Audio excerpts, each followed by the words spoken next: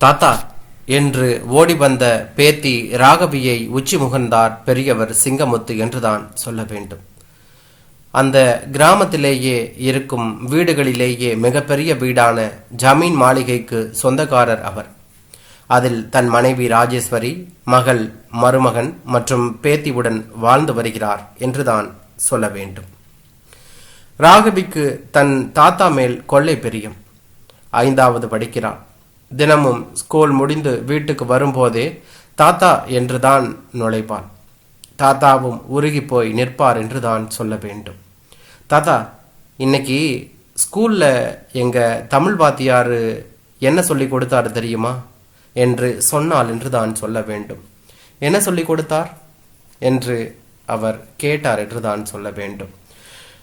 கௌரிமானை பத்தி சொல்லி கொடுத்தார். அந்த மான் கௌரவமான தன்னுடைய உடம்பிலிருந்து ஒரு முடி உதிர்ந்தா கூட உடனே செத்து போயிடுமா? அந்த அளவுக்கு அதனுடைய கௌரவம் தான் அதுக்கு முக்கியமா? தன்னுடைய மானம் கொஞ்சம் போனாலும் அதனால் உயிர் வாழ முடியாதாம். அதுபோலதானாம் பண்டைய காலத்திலிருந்தே தமிழர்கள் பண்பாடும். உண்மையா தாத்தா என்று கேட்டால் என்றுதான் சொல்ல வேண்டும்.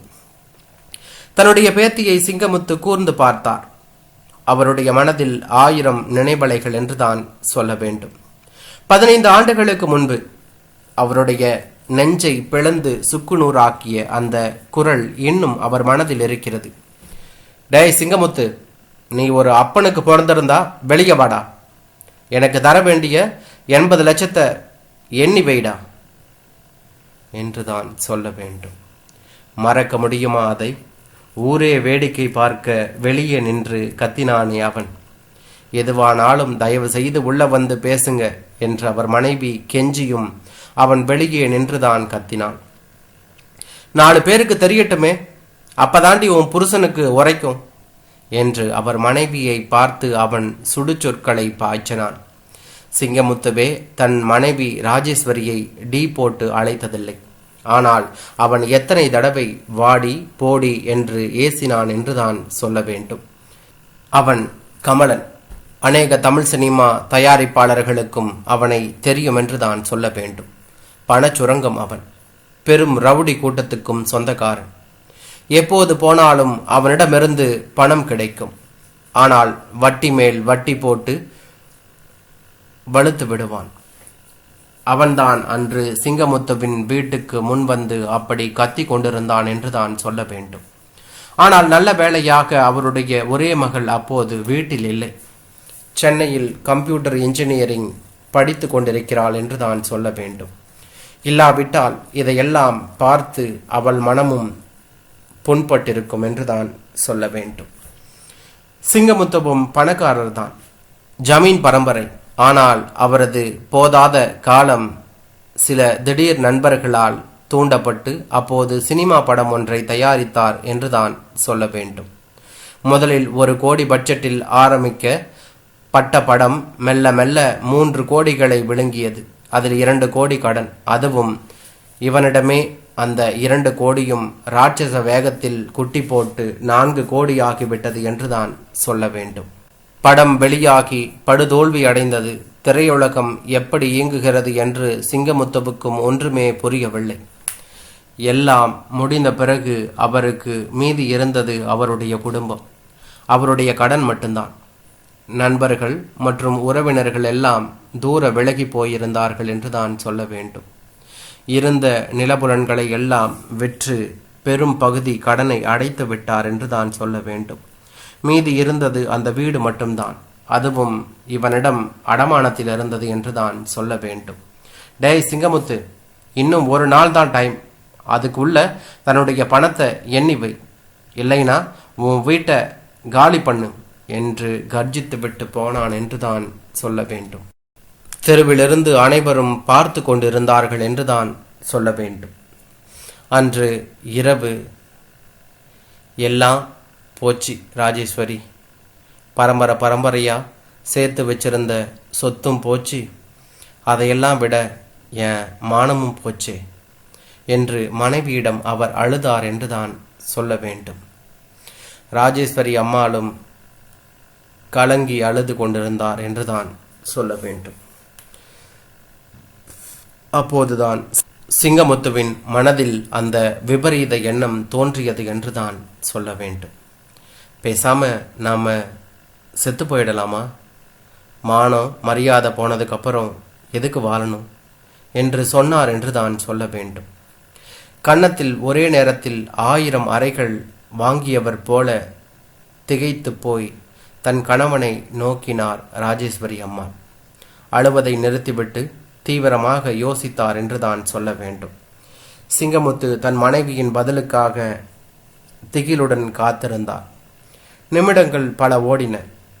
பொறுமையாக ஒரு முடிவுக்கு வந்த ராஜேஸ்வரி அம்மாள் அமைதியாக பதிலளிக்க ஆரம்பித்தார் என்று தான் சொல்ல வேண்டும். தற்கொலையெல்லாம் கூடவே கூடாதுங்க. மனம் போனா அதை திரும்பி பெற முயற்சி பண்ணணுமே தவிர கோலை மாதிரி சாக முயற்சிக்க கூடாதுங்க.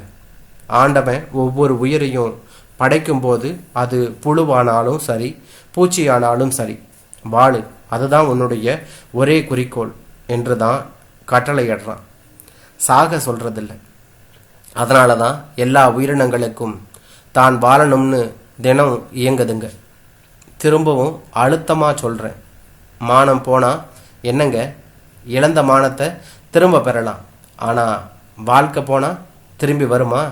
அதுவும் இந்த சமயத்தில் செத்து போனோம்னா நம்ம தோற்று போனவங்களா ஆயிடுவோம். மேலும் காலேஜில் படிக்கிற நம்ம பெண் நம்மளை பற்றி என்ன நினைப்பா? குழந்தை துடிச்சுடிச்சு போயிடாதா என்று சொன்னால் என்று தான் சொல்ல வேண்டும். அப்போ அவன் மெதுவாக இழுத்தார் சிங்கமுத்து என்று தான் சொல்ல வேண்டும். என்னதான் பண்ணுவான் பார்ப்போமே. நம்ம வீட்டை பிடுங்கிக்கிட்டு நம்மளை நடுத்தருவில் நிறுத்த போகிறானா? நிறுத்தட்டும், நின்றுதான் பார்ப்போமே. அசிங்கமாக திட்ட போகிறானா? திட்டட்டும். ரொம்ப திட்டுனா இல்லை அடித்தா மான நஷ்ட வழக்கு போடுவோம், போலீஸுக்கு போவோம். என்னதான் பண்ணுவான் பார்த்துடலாம் என்றார் ராஜேஸ்வரி அம்மாள் வேகமாக என்று தான் சொல்ல வேண்டும். அதற்கு பிறகு வந்த வருடங்களில் நிறைய மாற்றங்கள் நடந்தன என்று தான் சொல்ல வேண்டும். அவனிடம் அவர்கள் தங்களிடம் இருந்த ஒரு வீட்டையும் இழந்ததும், பிறகு சென்னை சென்று தங்கள் மகளுடன் ஒரு சிறிய போர்ஷன் வீட்டில் வாடகைக்கு தங்கியதும், பக்கத்தில் இருந்த ஒரு ஹோல்சேல் கம்பெனியில் சிங்கமுத்து கணக்காளராக வேலை பார்த்ததும், கல்லூரியில் கம்ப்யூட்டர் படிப்பை முடித்த அவர் மகள் ஓராண்டிலேயே புதிதாய் ஒரு மென்பொருள் சூத்திரத்தை கண்டுபிடித்ததும், அதை இன்ஃபோசிஸ் நிறுவனம் 20 கோடி கொடுத்து வாங்கியதும், அதை கொண்டு அவனிடமிருந்து தங்கள் சொத்தை எல்லாம் திரும்ப வாங்கி இழந்த பெருமையை மீட்டதும், ஐயாவும் அம்மாவும் நான் சொன்னதையெல்லாம் மனசுல வச்சுக்க கூடாது என்றான் அவன். மகளுக்கு அவள் விருப்பப்படியே அவள் கூட படித்தவனை கல்யாணம் பண்ணி வைத்ததும், அவர்களும் சிங்கமுத்தவுடனேயே ஊருக்கு வந்து செட்டிலாகி ஒரு புதிய கல்வி நிறுவனம் மற்றும் சாஃப்ட்வேர் நிறுவனம் நடத்துவதும், பேத்தி ராகவி அந்த வீட்டில் பிறந்ததும், அவள் தினமும் தன் வாழ்த்தனத்தால் தாத்தா பாட்டியை உண்டு இல்லை என்று ஒரு வழி பண்ணுவதும் அவற்றில் குறிப்பானவை என்றுதான் சொல்ல வேண்டும். தாத்தா தாத்தா, ராகவி அழுத்தமாக கூப்பிட்டாள். என்னம்மா? மெதுவாக தன் எண்ணங்களிலிருந்து விடுபட்ட சிங்கமுத்து கேட்டார் என்று தான் சொல்ல வேண்டும். என்னம்மாவா? சரியா போச்சு. கவரிமானுன்னு ஒன்று இருப்பது உண்மையா பொய்யான்னு கேட்டா நீங்கள் பாட்டுக்கும் ஏதோ யோசிச்சுக்கிட்டு இருக்கீங்களே என்று கேட்டாள் என்று தான் சொல்ல வேண்டும். சிங்கமுத்து மெதுவாக தன் பேத்தியை பார்த்தார். பின்பக்கம் உள்ள தோட்டத்தில் அவர் மனைவி ராஜேஸ்வரி யாரிடமோ சிரித்து பேசி கொண்டிருப்பது அவர் காதில் விழுந்தது என்று தான் சொல்ல வேண்டும். பிறகு சிறிய புன்முறுவலுடன், கவரிமானன்னு எதுவும் இருந்ததில்லை, சும்மா எல்லாம் பொய், அது ஒரு பொய்மான் என்றார். ராகவி முகத்தில் குழப்ப ரேகை. அப்ப தமிழர் பண்பாடு? அதுவா?